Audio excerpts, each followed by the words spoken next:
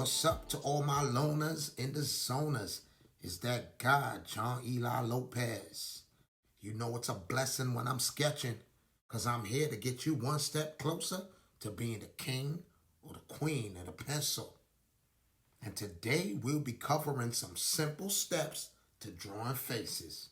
The first step is starting with an egg-shaped oval, and you'll start building out from there.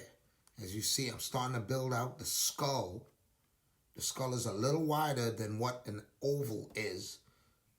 I'll just be shaping out the jaws too.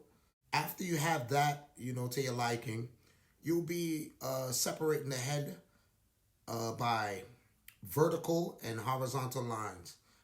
The vertical line falls directly in the middle, and the horizontal line falls directly in the middle.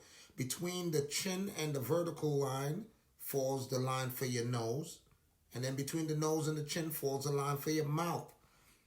If you see, I added my 2 eyes and I put 5 eyes there, just to give you a type of measurement on how the eyes are placed on the head. In between both eyes should be able to fit one of your eyes, and then on the side should be around half of an eye length, right?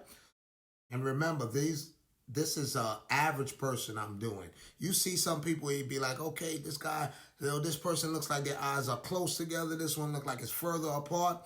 You can play with those measurements after you get comfortable with it, but we are doing just average human face for now. Once I'm happy with those measurements, of course, that indent in your lip and the point of your nose falls directly in the middle.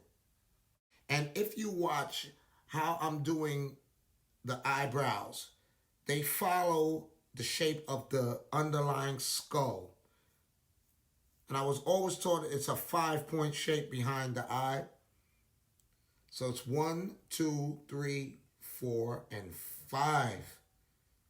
Now we're just getting the eyes in, shading the eyebrows here. In my last video, I covered hair, but I still feel like I might add some hair on this guy, even though I gave him a tight hairline there. So, just adding a little shadow under the eyes there. So once you start putting these pieces into play, your face will start coming together. Your ears, the top of your ears fall in the same line as your eyebrow, and the bottom of your ear falls in the same line as your nose. And always remember, this is average people we're doing. As you move on, you can alter the positions of things, give someone small ears, big ears, ears that stick out, so you can create the different look of the people you are doing.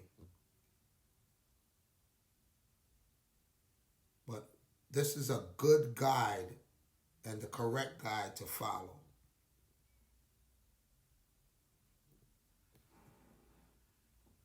I would suggest you really watch the last video on here. He is not in a good mood. He's just not smiling, but you get the picture. And I'm just going to go through this part just to show you the underlying muscles under the human face, so you can have an understanding of what you are really, the shadows and these type of things that you're putting in when you are doing the human face. The shadows you're putting in follows the muscles and the tendons under the skin. That creates the shape of the human face.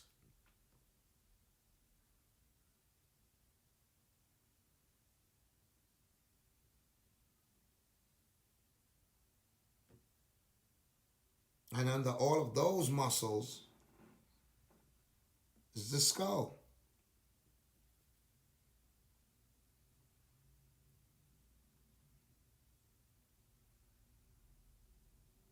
Which I'm going to do on the other side now.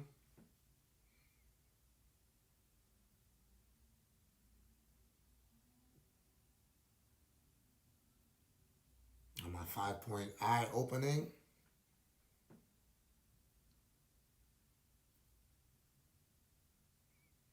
cheekbone, the jawline,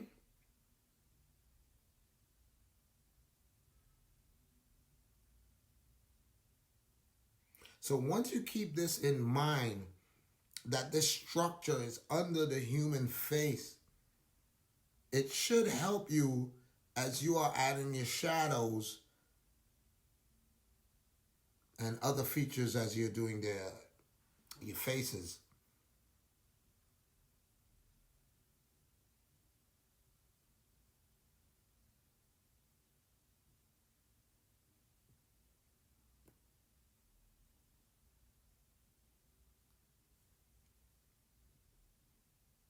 So now, as you see, I'm still here. I'm showing you the average person.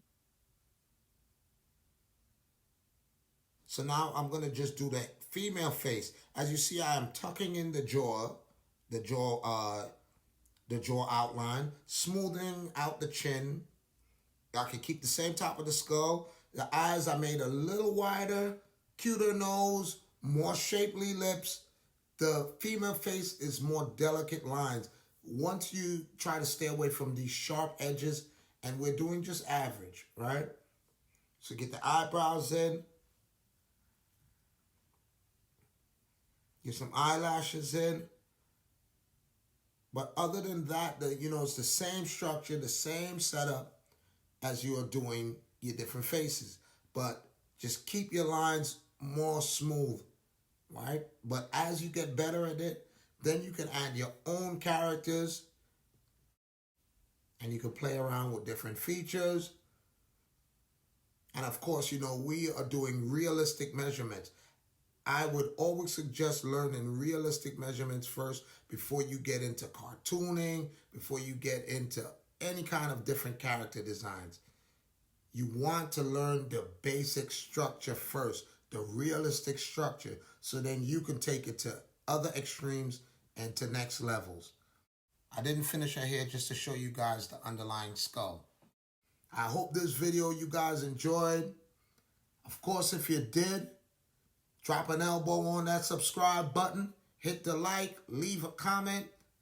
Did I leave anything out? Would you like to add something?